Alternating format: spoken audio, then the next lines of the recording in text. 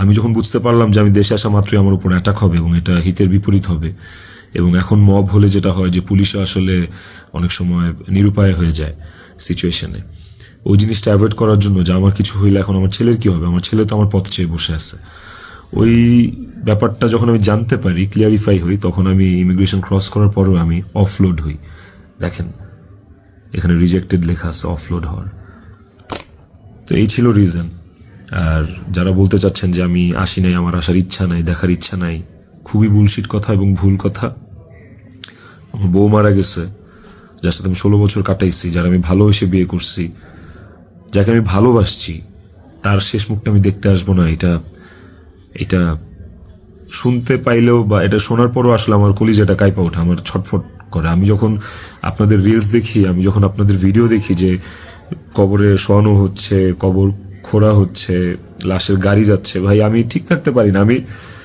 আমার ভেতরটা যে কেমন ছটফট করে আমি আপনাদেরকে এটা বুঝাইতে পারবো না। এইটা বুঝানোর সাধ্য কারণ নাই, যার যায় সে বুঝে, বিশ্বাস করেন, যার যায় একমাত্র সে বুঝে, আর কেউ না।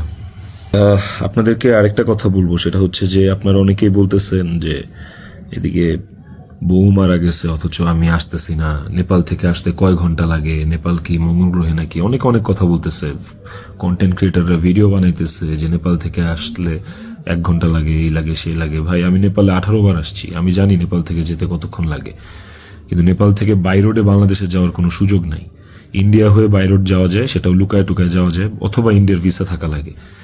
কিন্তু যেদিনের ঘটনা সেদিন আমি এমন কোনো চেষ্টা বা প্রয়াস বাদ রাখি নাই যে নেপাল থেকে বাংলাদেশে যেন আসা যায়।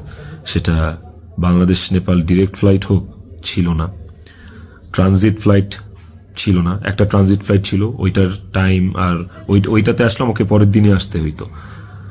তারপর আমি বিজনেস ক্লাস ট্রাই করছি, যে কোনো ট্রানজিট ফ্লাইটে বা নেপালের ফ্লাইটেই কোনো বিজনেস ক্লাস আছে কিনা। আমি অনেকভাবে চেষ্টা করছি যে সামহাও বাংলাদেশে আমি ঢুকতে পারি কিনা, বাট ওই দিন যেদিনের ঘটনা, ওই দিন আমি কোনোভাবেই টিকিট ম্যানেজ করতে পারিনি। এটা হচ্ছে যেদিনের ঘটনা, সেদিনের কথা বললাম।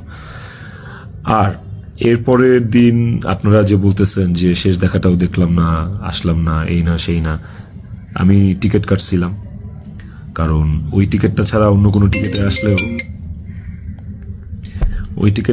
অন্য কোনো টিকিটে আসলেও আমাকে দেরি করে আসতে হইতো। সো সবচেয়ে ফাস্টেস্ট টিকিট ছিল এটাই, বাংলাদেশ বিমানের কাঠমান্ডু টু ঢাকা, বাংলাদেশ বিমানের কাঠমান্ডু টু ঢাকা। দেখেন এখানে লেখা আছে 1 মার্চ, এই যে 1 মার্চ আমি টিকিট কেটে ইমিগ্রেশন পার করেও চলে আসছি। তারপরে যেটা হয়েছে, আমার কাছে ইনফরমেশন আসছে যে এয়ারপোর্টে এভরিথিং ওয়াজ রেডি, আমি ঢোকা মাত্রই আমাকে হিট করবে বা আমাকে পুলিশের হাতে পড়ার আগেই আমাকে যা করার করবে। তো ওই অবস্থায় তো আমি দেশে ঢুকবো না।